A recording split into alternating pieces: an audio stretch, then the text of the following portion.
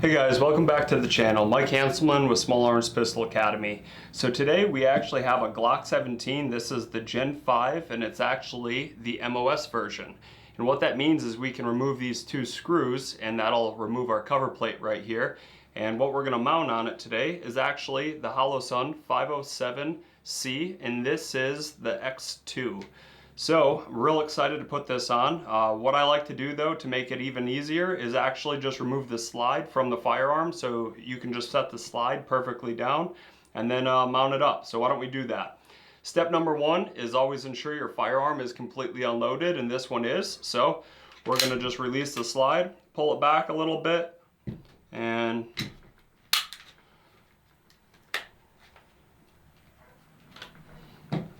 remove that. We're going to take our barrel assembly completely out of here because there's no need for that. And then when we do that, it'll basically sit down here just like this so we can start working on here. Now, the biggest thing you have to do for the MOS version is you actually receive these mounting plates and you have to figure out which one is correct for your actual optic. Now, I'm gonna take it apart so we can actually figure out which one would be the correct one. But because this is holosun, a cool feature that they actually did was utilize the RMR, which is designed with Trigicon. So find out whatever bracket would work for your Trigicon RMR, and you're going to utilize that same bracket for this one because the foot plate for it is going to be identical. So pretty easy to do. I've got a buck knife right here, so I'm just going to open this up.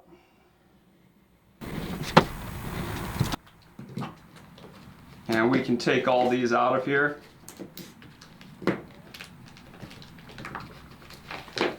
Now, another cool feature about the MOS version is they actually do give you a little wrench that you can utilize, as well as the screws that you're going to need to mount any of your optics. So kind of cool. And I'm going to bring one of these a little closer to the camera here. You can see that they actually have the Loctite already on there, so that part's kind of nice. And we'll set those off to the side, and we'll get to that in a little bit. So on the actual brackets themselves, they're numbered, and this one's 02. And what I'm going to do is bring over the actual info here, and what it says is adapter plate for a Trigicon is number 2, and then it talks about your threads and everything right here. So we know which one we're actually going to be utilizing, so we'll just throw that right out here. For right now, I'm going to see if we can just utilize what they actually give us for removing this.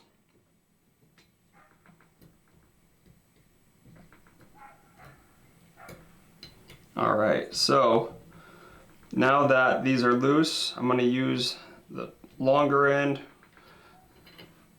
Take these apart real fast.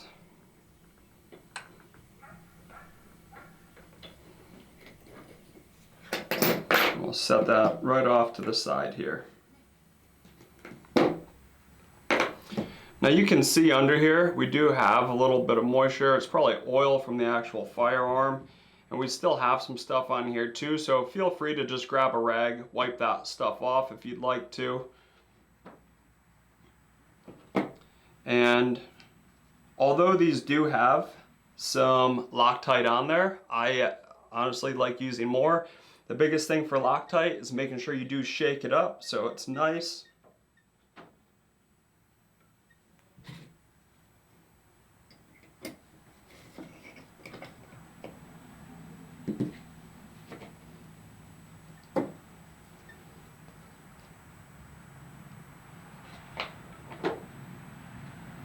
Alright, so what you'll do is put your plate right in there, and these holes should actually line up with the thread underneath there, and they do. Alright, so I've got our bracket sitting right there. What I'm going to do is put our first screw right down in here, and I'm just going to use what they give us so that I can just start getting this in here. Now I don't tighten that all the way down. The reason I do it like that is because I want to get the other one started as well. Just like if you were to actually change like the wheel on your vehicle, when you start tightening those lug nuts up, you don't want to get one of them real tight. You want to make sure that they're all started and that they're pulling in equally. So that's what I'm going to do here. All right, perfect. So those are started. So I'm just going to kind of hold that right there in place and start pulling them in. Going back and forth between both screws so that I know it is going down how it's supposed to. Now, if you hit any like significant resistance, don't try to pull through that. Make sure that these are actually going in how they're supposed to. Just in case one of your threads is damaged, you are working with really fine threads. This is not a coarse thread or anything. So you want to make sure that this is actually going into these grooves or the slots that are pre-cut in here the correct way. If they're not, you're going to have a bad base. And you have to think all that extra tension when this slide starts going back and forth or reciprocating there while it's shooting, you're going to end up having a bad base, which is going to result in inaccurate shots. Your sight's going to get off. It's not going to be functioning the right way. So I'm just giving these basically like a quarter turn each time, making sure I'm getting both of them down around the same rate.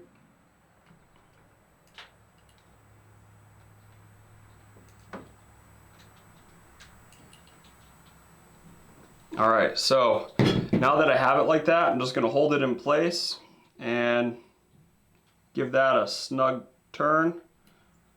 Go back to the other side. And there we go. So now our plate is on there. So what I recommend doing is taking your actual optic and you're just going to set that right in place and then see if this is actually aligned with those holes in case you are utilizing the wrong one and you didn't realize that. All right guys, so what we're actually gonna do now is actually just mount this right on top of here. And all you're gonna be doing is setting it up there. I like to use that long side and doing the same thing that we did before. Basically, get it started, go to the other side, get it started. Make sure you are going in square for this, so just like that. Once you start hitting a little bit of resistance right there, it makes it a lot easier to use this smaller side than the longer edge. So what I do is just rotate that, start twisting it in.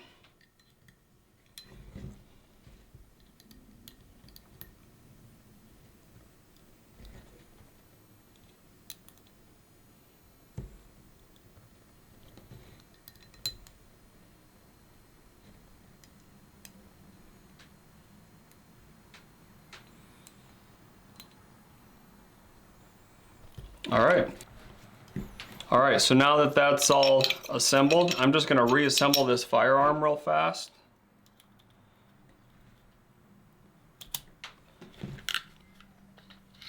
And then, there we go. So now we have our Glock 17 topped off with a holosun optic, just like that.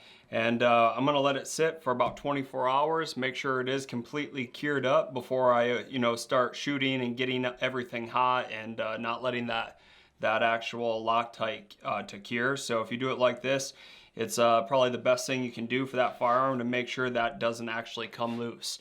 Hey, if you guys like that type of content, you want to see other how-to videos, make sure you leave a comment down below. Turn that subscription notification on and the alert. That way you know every time there's a new video posted. Take care, shoot safe, see you guys soon.